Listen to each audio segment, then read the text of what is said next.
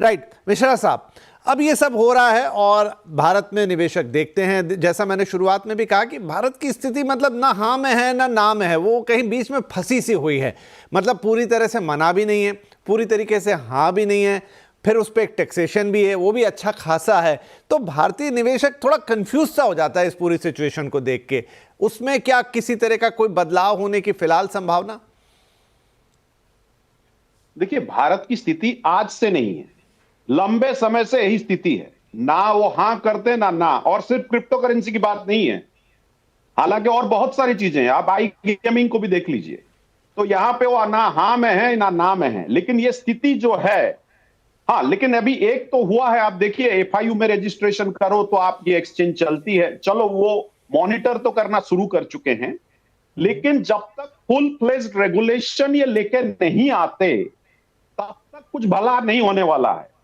Clear cut regulation लाना होगा, क्योंकि भारत से अनगिनत स्टार्टअप फाउंडर्स जो क्रिप्टो में हैं, वो सारे अब देश छोड़ के आ रहे हैं। सारे देश छोड़ के, जो नेबरिंग कंट्री है, आपको पता होगा यूएई में बहुत सारे क्रिप्टो करेंसी एंटरप्रेन्योर आ चुके हैं। आपको सब पता होगा, कॉइन डीसीएक्स यहां पर खरीदा हुआ है यूएई की एक एक्सचेंज को।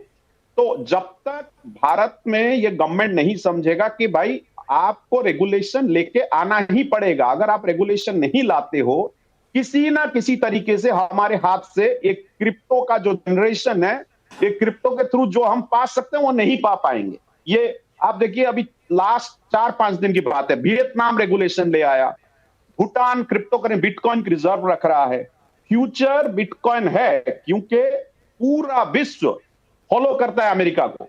और अमेरिकन जो हमारे प्रेसिडेंट है ट्रंप साहब, वो सारे के सारे ब्यूरोक्रेटिक जगह देखिए, एसईसी से लेके आईआरएस तक जितने सारे डिपार्टमेंट है, वहां पे क्रिप्टो करेंसी समर्थक वाले ब्यूरोक्रेट्स को बिठाए हुए हैं।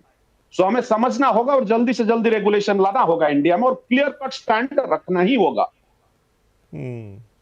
तो देखिए क्या है चिंताएं। पहली चिंता जो आरबीआई की तरफ से आती कि भाई एक ऐसा एसेट है जिसका कोई बेस नहीं है, कोई आधार नहीं है, और ये किसी भी दिन आपकी जो मुद्रा है उसकी जगह नहीं ले सकता। ये आरबीआई लगातार कहता आया है।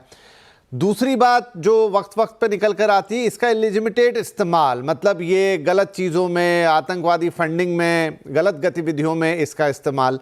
नंबर 3, हाईली स्पेकुलेटिव, मतलब निवेश की इजाज़त तो दे दें, लेकिन ये इसमें जो अप एंड डाउन आते हैं, 40% चढ़ गया तो 30% गिर गया तो 40%, उससे छोटे निवेशक या आम निवेशक के हाथ जल सकते हैं। अब कहें कि ये जितनी भी आशंकाएं हैं, गलत तो नहीं है, सही आशंकाएं हैं, लेकिन दूसरी तरफ दुनिया को देखें कि भाई इतना कुछ हो रहा है, कहीं वो बस हम मिस तो नहीं कर देंगे, कहीं उससे हमें किसी दूसरे तरह के नुकसान तो नहीं हो जाएंगे। अब दुविधा तो है, तो एक एक करके आप दोनों से ही, मिश्रा जी, इस दुविधा का क्या समाधान है? ये दोनों तरफ का मतलब इसमें पड़ला है, कभी ये भारी तो कभी वो भारी। देखिए, जब आप कोई भी नए टेक्नोलॉजी को, कोई भी नए चीजों को एक्सेप्ट करने जाते हैं, तो उसमें रिस्क रहता है। और ये भली भांति सारे देशों को पता है, जो बड़े बड़े देश इसको एक्सेप्ट कर चुके हैं, रेगुलेट कर चुके हैं। रेगुलेशन क्यों आता है?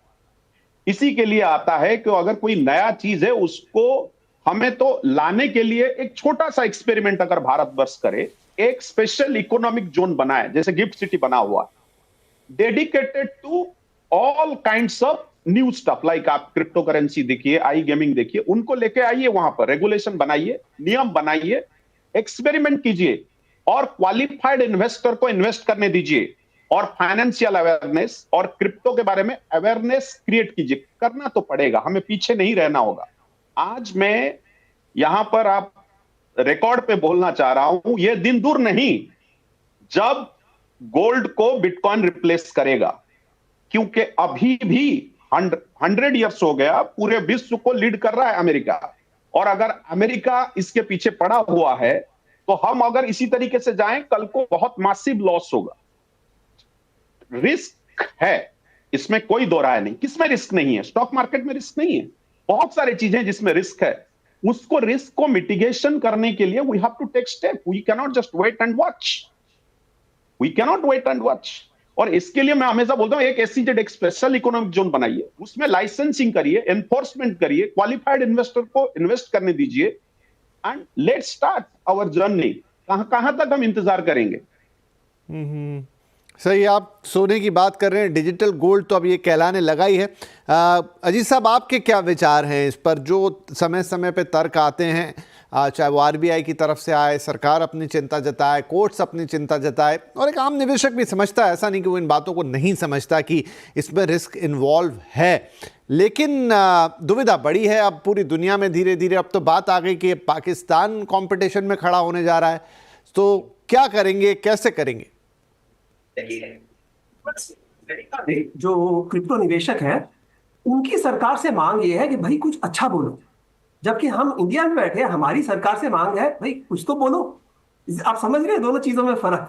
हाँ, जो आपने चिंताएं जताई वो चिंताएं बहुत जायज है। मैं उसके अंदर एक और भी जोड़ सकता हूं, जो कि ग्राहक प्रोटेक्शन, कंज्यूमर प्रोटेक्शन का होता है, वो भी एक चिंता है।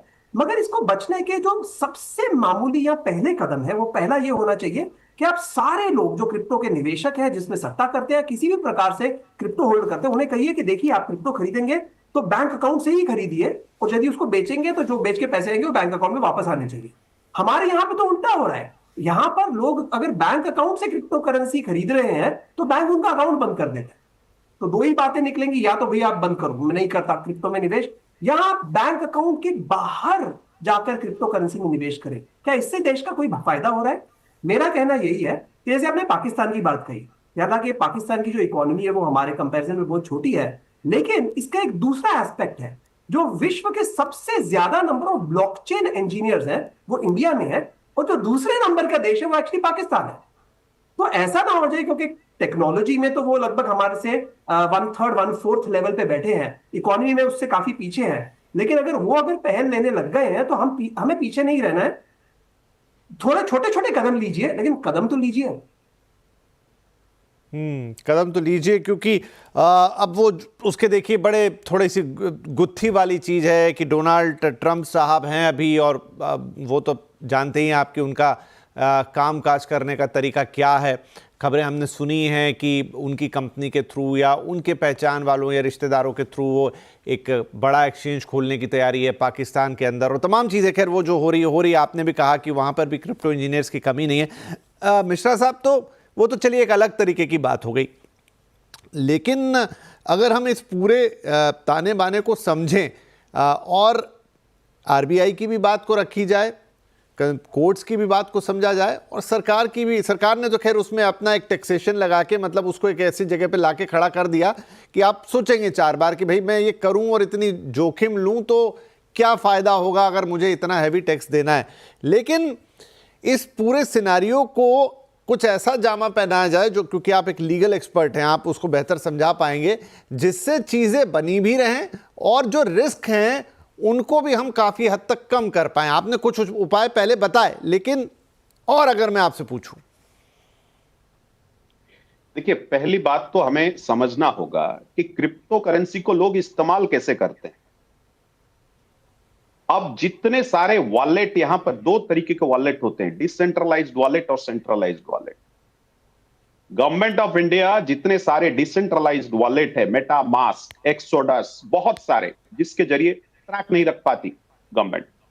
पहले सेंट्रलाइज्ड वॉलेट को लाइसेंसिंग करें। जो अजीत जी बोले, सेंट्रलाइज्ड वॉलेट मतलब एक्सचेंजर्सों को सही से रेगुलेट किया जाए, एक डेडिकेटेड बैंक रखा जाए और एक डेडिकेटेड एजेंसी रहे जो लाइसेंसिंग करे। अब दूसरी बात, आप पाकिस्तान की बात कर रहे हैं। अभी पाकिस्तान में जो हो रहा है वो हो रहा है, आगे जाके वो भी बेनिफिट पाएंगे फॉर श्योर। अभी हमारे लिए, हम जितने सारे अलग कंट्रियां हैं, यूरोपियन कंट्री, बहुत सारे कंट्री हैं, वो जानते हैं कि इंडिया बहुत बड़ी मार्केट है। हम इससे क्रिप्टो करेंसी को एज ए इंडस्ट्री अगर देखा जाए, इंडियन गवर्नमेंट बहुत फायदा भी पा सकता है, प्रॉफिट भी पा सकता है। ओनली थिंग इज, हमारे पास राइट काइंड ऑफ टेक्निकल बंदे होने चाहिए जो इसको हेल्प करें टू ट्रैक, और enforcement agency, trend enforcement agency along with that regulator. ये तीनों चीजें अगर रखा जाए, और प्लस जो ट्रांजैक्शंस होते हैं, सबसे बड़ी बात है जो हवाला ट्रांजैक्शन को हमारे मंत्री भी बोल चुके हैं अलग अलग जगह पे कि हवाला के, अभी यूएसडीटी हवाला के जगह आ चुका है, यह सच है। और इसको रोका कैसे जाए, इसके लिए गवर्नमेंट को कैसे रोका जाएगा? जब तक आप एनफोर्समेंट एजेंसी, जब तक आप रेगुलेशन नहीं लाओगे, सिर्फ बोल बोल के करोगे, नहीं है वो तरीका। आपको जैसे भी हो रेगुलेशन लाना होगा, एनफोर्समेंट एजेंसी रखनी होगी, एक डेडिकेटेड बैंक रखना होगा जिसके थ्रू बैंकिंग ट्रांजैक्शन और सेंट्रलाइज्ड वॉलेट को प्रमोट करना होगा। अब जब आप ट्रैक करोगे, नैब करोगे, you can very easily nab those decentralised wallet holders. ये चीजों को मतलब जब तक एक सही सही कमिटी नहीं बैठती, इसके बारे में, रेगुलेशन के बारे में सोचता नहीं गवर्नमेंट, हम बस मिस कर रहे हैं पैसे। हम बाहर के कंट्री, छोटे छोटे कंट्री कमाएंगे और हम ऐसे ही देखते रह जाएंगे, ये मेरा मानना है और कुछ नहीं। जी, लगता तो है सरकार के अंदर भी इस पर मंथन होगा और कई बार बात आई भी सरकार की तरफ से कि इस पर एक इंटरनेशनल अप्रोच चाहिए जो एक पेज पर हो।